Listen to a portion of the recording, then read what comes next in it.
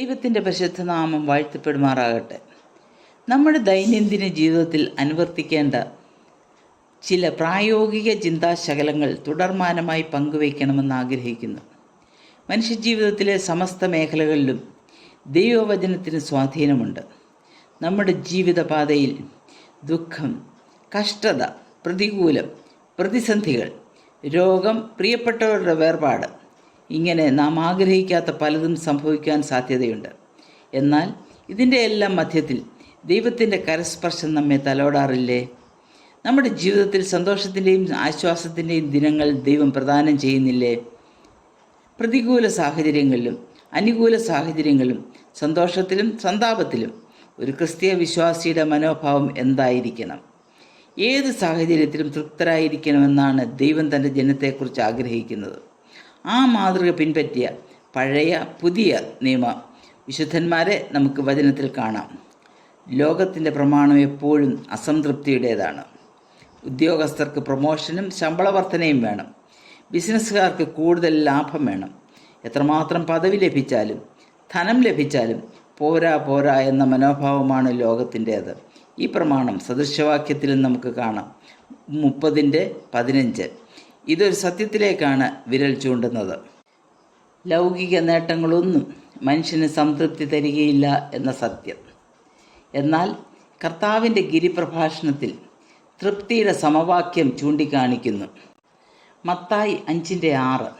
നീതിക്ക് വിശന്ന് ദാഹിക്കുന്നവർ ഭാഗ്യവാന്മാർ, അവർക്ക് തൃപ്തി വരും.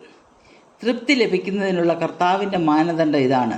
വിശന്നും ദാഹിച്ചും പരിക്ഷീണിതനായ ഒരു വ്യക്തി ഭക്ഷണത്തിന് വേണ്ടി ആഗ്രഹിക്കുന്ന പോലെ നീതിക്ക് വേണ്ടി എരിഞ്ഞു പൊങ്ങുന്ന ഒരു ഹൃദയം നമുക്കുണ്ടായിരിക്കണം. അല്ലെങ്കിൽ ദൈവഹിതം നിറവേറ്റുന്നതിന് വേണ്ടി ഏതറ്റം വരെയും പോകുവാനുള്ള അത്യുത്സാഹം. ഇതാണ് ദൈവം തൻ്റെ ജനത്തിൽ നിന്നും പ്രതീക്ഷിക്കുന്നത്. ഇങ്ങനെയുള്ളവരുടെ ഹൃദയത്തെ ദൈവം തൃപ്തി കൊണ്ട് നിറയ്ക്കും. പൗലോസ് അപ്പോസ്തലൻ അതിനൊരു ഉദാഹരണമാണ്. ദൈവത്തിന് വേണ്ടി എരിഞ്ഞടങ്ങാനുള്ള തൻ്റെ തീഷ്ണത സാഹചര്യങ്ങൾക്ക് അതീതമായി തൃപ്തി കൈവരിക്കുവാൻ തന്നെ പ്രാപ്തനാക്കി. ഫിലിപ്പിയർ 4:11-12. ക്രിസ്തുവുമായുള്ള നിരന്തര കൂട്ടായ്മയിൽ നിന്ന് പാകപ്പെട്ട ഒരു മനോഭാവമാണിത്. പൗലോസിനെ സംബന്ധിച്ച് ഈ ആന്തരിക ശക്തി ക്രിസ്തുവിൽ നിന്നും പകരപ്പെട്ടതാണ്. അതുപോലെ സങ്കീർത്തനക്കാരനായ ദാവീദ് തൃപ്തനായത് ദൈവത്തിൻ്റെ മുഖം ദർശിച്ചാണ്. സങ്കീർത്തനം 17:15.